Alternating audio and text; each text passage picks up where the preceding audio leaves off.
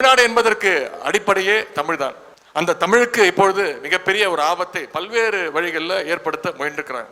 மும்மொழி கொள்கையை கொண்டு வராங்க, நீட் தேர்வை கொண்டு வந்தாங்க, இந்தி திணிப்பை கொண்டு வராங்க, புதிய கல்விக் கொள்கை என்று பல பேர்கள்ல வெவ்வேறு பெயர்கள்ல இதெல்லாம் வந்தாலும் ஒட்டுமொத்தமாக இதனுடைய நோக்கம் தமிழ்நாட்டில் எப்படியாவது இந்தி திணிப்பை நுழைச்சிடணும் தான். அரசியல் மேடை திமுகவுடைய மேடை எப்படி இருக்கும்னா, ஸ்டாலின் அவங்க இருக்கிறாங்கன்னா ஒரு பேப்பர் கையில் இருக்கும். மத்திய அரசு திட்டியா 1, வடக்கத்துக்கு சொல்லிட்டியா 2, ஹிந்தி திணிப்பு பேரு. இது ஒரு டிபிக்கல் ஃபார்முலா பேஸ்ட் பாலிடிக்ஸ். அடுத்து இந்த பக்கம் இவங்களை சரி பண்றதுக்கு இதெல்லாம் செஞ்சுட்டுனா இவனை திட்டு அவனை திட்டு. இது ஒரு விதமான அரசியல். ஆனா இது போன்ற ஒரு மேடைகள்ல அறிவுபூர்வமான மக்கள் அமர்ந்து அரசியல் கட்சியை சாராதவர்கள் நிறைய பேர் இருக்கும் பொழுது நான் பேசுற கருத்துக்கள் தான் அரசியல் கட்சியினுடைய மேனிபெஸ்டோவாக சில காலத்துல மாற ஆரம்பிக்கும்.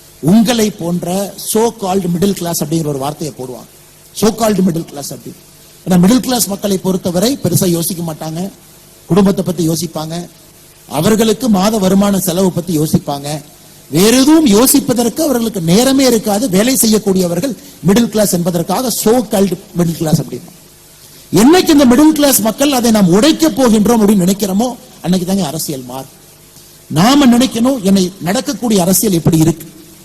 48 லட்சம் கோடி ரூபாய் பட்ஜெட் எப்படி போடுறாங்க, தமிழ்நாட்டில் 3 லட்சம் கோடி ரூபாய் பட்ஜெட் திமுக அரசு எப்படி போடுறாங்க, அந்த பட்ஜெட்ல எந்தெந்த பணம் எங்க போகுது, தமிழ்நாட்டில் உள்கட்டமைப்பு இருக்கா, அதே நேரத்தில் வெல்ஃபேர் எக்கனாமிக்ஸ் மகளிருக்கு பெண்களுக்கு குழந்தைகளுக்கு தேவையானது நடக்குதா, அதே நேரத்தில் ஆரம்ப கல்வி சிறப்பா இருக்கா, அதே நேரத்தில் சுத்தமான சுகாதாரம் இருக்கக்கூடிய ஒரு நல்ல ஒரு மருத்துவ வசதி நமக்கு கிடைக்குதா. இதெல்லாம் நாம் பேசக்கூடிய கேள்விகளா இருக்கும்.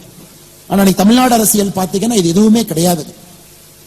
இந்த 3 மாத காலம் நான் வெளியே படிக்க சென்றிருந்த பொழுது பார்த்தீங்கன்னா ஒரு சக்சஸ்ஃபுல் ஆக்டர் பாலிடிக்ஸ் வந்துட்டாரு, ஒரு failed actor deputy chief minister ஆயிட்டார். இன்னைக்கு வந்தீங்கன்னா பத்திரிகை நண்பர்கள் கேட்கிற முதல் கேள்வியும் சினிமாவை சுத்தி தான் இருக்கு. முதல் கேள்வி சென்னை விமான நிலையத்துல, முதல் கேள்வி நம்முடைய கோயம்புத்தூர் விமான நிலையத்துல நம்முடைய அன்பு பத்திரிகை நண்பர்கள் கேட்கக்கூடிய கேள்வி, இவங்க அரசியல் எப்படி பாக்குறீங்க, அவங்க எலிவேஷன் எப்படி பாக்குறீங்க.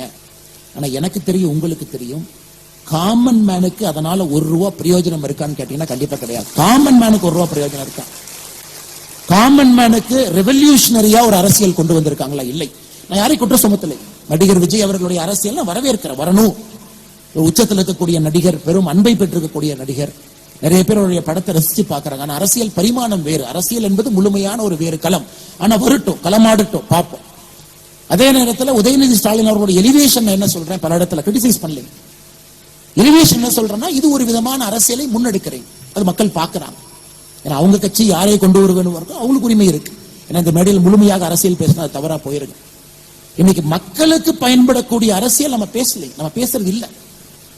ஒரு ஸ்டெர்லைட் மூடுனால காப்பர் எக்ஸ்போர்ட் பண்ணிட்டு இருந்த ஒரு நாடு இன்னைக்கு காப்பர் இம்போர்ட் பண்ண ஆரம்பிச்சிருக்கு அப்படிங்கிற செய்தி எத்தனை தமிழகத்தினுடைய ஊடகத்தில் அது வந்திருக்கு. ஒரு நாடு ஸ்டெர்லைட் கம்பெனியை விடுங்க, யார் நடத்துறாங்க விடுங்க, we are not bothered.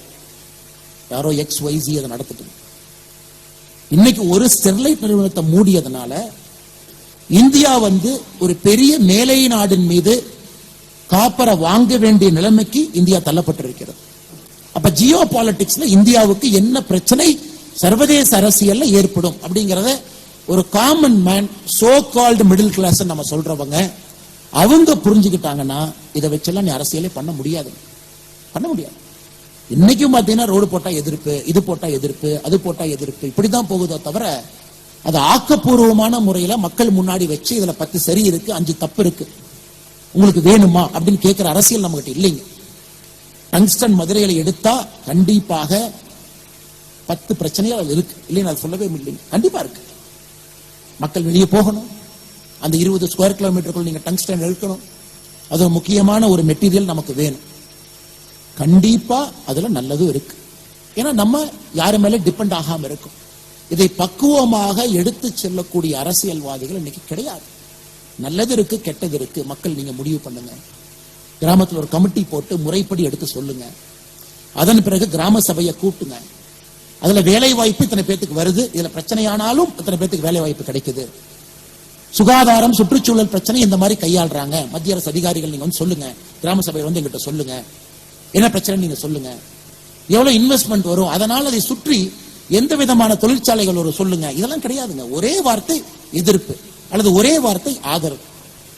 இந்த அரசியல் என்பது எப்ப மாறும் என்றால், middle class, so called middle class இருக்கக்கூடிய பெரும்பான்மையான மக்கள் உங்களுடைய குரல் நீங்க உயர்த்தி கேட்கணும். இந்த அரசியல்னால எனக்கு லாபம் என்ன, எனக்கு நஷ்டம் என்ன, அது கேட்காத வரைக்கும் இதே மாதிரி எதற்கெடுத்தாலும் எதிர்ப்பு எதிர்ப்பு எதிர்ப்பு என்கின்ற அரசியலை மட்டும். அதான் மத்திய அரசு நேற்று ஒரு தன்னிலை விளக்கம் கொடுக்க வேண்டிய நிலைமைக்கு போயிட்டாங்க. 2024 பிப்ரவரி நாங்க இந்த டங்ஸ்டனுக்காக டெண்டர் கொண்டு வந்தோம். மாநில அரசு கிட்ட கருத்து கேட்டோம். மாநில அரசு கருத்து சொன்னாங்க. ஆனா எங்கேயும் மாநில அரசு எதிர்ப்புங்கிற வார்த்தையை பயன்படுத்தல. 20 ஸ்கொயர் கிலோமீட்டருக்கு 1.76 ஸ்கொயர் கிலோமீட்டர் அது பயோடைவர்சிட்டி ஹாட்ஸ்பாட் மட்டும்தான் சொன்னாங்க. டெண்டர் போட்டாச்சு, ஒரு நிறுவனம் எடுத்தாச்சு, ஹிந்துஸ்தான் ஒரு ஜிங்க் எடுத்தாச்சு. நவம்பர்ல 10 மாதம் கழித்து தமிழக அரசு எதிர்ப்பு சொல்லாம 10 மாதம் கழித்து இன்னைக்கு முதலமைச்சர் அவர்கள் மத்திய அரசு கடிதம் எழுதுறாங்க. இதைத்தாங்க நாங்க எதிர்க்கிறோம். இதைத்தான் எதிர்க்கிறோம். பிள்ளையை கிள்ளி விட்டு தொட்டிலை ஆட்டுவதை மட்டும்தான் எதிர்க்கின்றோம். பிரச்சனையா முதல்ல சொல்லுங்க. மீத்தேன் ஹைட்ரோ கார்பன் திட்டத்திற்கு நான் கையெழுத்து போட்டேன், ஆனா தெரியாம போட்டுட்டேன் 10 வருஷம் கழிச்சு சொல்லாது. அதன் பிறகு பாரதிய ஜனதா கட்சியினுடைய தலைவர்கள், தொண்டர்கள் டெல்லி போய் சண்டை போட்டு அந்த மீத்தேன் திட்டத்தை நிறுத்த வேண்டிய கட்டாயம் எங்களுக்கு வந்திருக்காங்க. டெண்டர் இஷ்யூ பண்ணது உங்களுக்கு. அதனால எந்த அரசியல் கட்சியும் குறை சொல்லாம இன்னைக்கு ஆக்கப்பூர்வமான அரசியல் தான், அதை நாம சயின்டிபிக்கா பேசணும். கண்டிப்பா எதனாலையும் 100% லாபம் கிடையாது, எதனாலையும் 100% நஷ்டம் கிடையாது. எதை எடுத்தாலும் இட்ஸ் a காம்ப்ரமைஸ், சென்ட்ரல் இருக்கும். தொழிற்சாலை வந்தா பிரச்சனை தான், ஆனா வேலை வாய்ப்பு வரும். சுற்றுச்சூழல் கெடும், என்னதான் சொன்னாலும் 1% கெடும். தொழிற்சாலையும் வேண்டும், வேலை வாய்ப்பு வேண்டும். அதே நேரத்துல சுற்றுச்சூழலும் கெடக்கூடாது, மக்களும் அந்த இடத்தை விட்டு போகக்கூடாது, பூர்வீக குடிகள். இதை பேசக்கூடிய அரசியல்வாதிகள் இன்னைக்கு நம்ம கிட்ட இருக்காங்களா? கிடையாது. விரல் விட்டு என்ன முடியுங்களா தமிழகத்துல? கிடையாது. அதனால என்னுடைய அன்பான வேண்டுகோள், வாய்ஸ் ஆஃப் கோவை வருகின்ற காலத்துல இந்த மேடையில நிறைய அரசியல் கட்சியை சார்ந்த எல்லா விதமான சித்தாந்தம் இருக்கக்கூடியவங்க.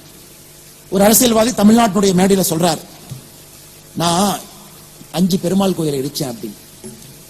அவரே வந்து பேச சொல்லுங்க, தவறு கிடையாது. எங்களை போன்ற எத்தனையோ மனிதர்கள் சொல்றோம், தமிழகத்துல பாரதிய ஜனதா கட்சி தலைமையிலான பாரதிய ஜனதா கட்சி கூட்டணி இங்கே வரும் பொழுது தமிழகத்துல என்டோமென்ட் போர்டு அப்படிங்கிறது இருக்காதுன்னு சொல்றோம். எங்ககிட்ட கேளுங்க.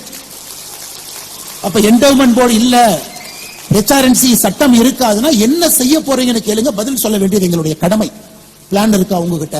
இல்ல சும்மா உங்க பாட்டுக்கு வாய்க்கு வந்ததெல்லாம் பேசிட்டு ஹெச்ஆர்என்சி ஆக்ட் இருக்காது, என்டோமென்ட் போர்டு இருக்காதுன்னா அது யார் நிர்வகிப்பாங்க? அவங்களே உட்கார வச்சு கேளுங்க.